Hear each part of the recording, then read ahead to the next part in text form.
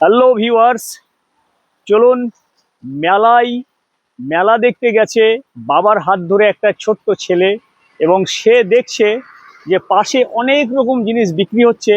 তার মধ্যে থেকে এক বেলুন বিক্রেতা রং বেরঙের বেলুন বিক্রি করছে, এবং তার কাছে ছোট্ট ছোট্ট ছেলেগুলো গিয়ে বেলুনগুলোকে নিয়ে হাতে ধরছে আর বেলুনগুলো উঠছে।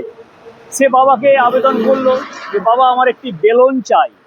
এবার সেই বাবা বেলুনওয়ালার কাছে নিয়ে গিয়ে যখন দাঁড়িয়েছে, তখন ছোট্ট ছেলেটি প্রশ্ন করছে বাবাকে যে বাবা, ওই কালো বেলুনটি কি আকাশে উড়বে?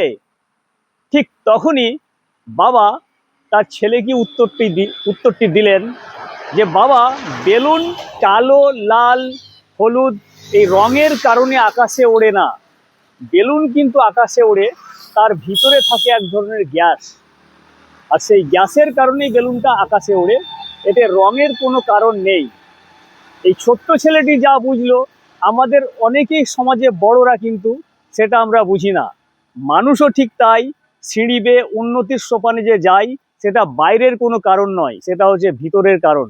তাই নিজের অন্তরকে ঠিক করুন, নিজের মাইন্ডকে পরিষ্কার করুন।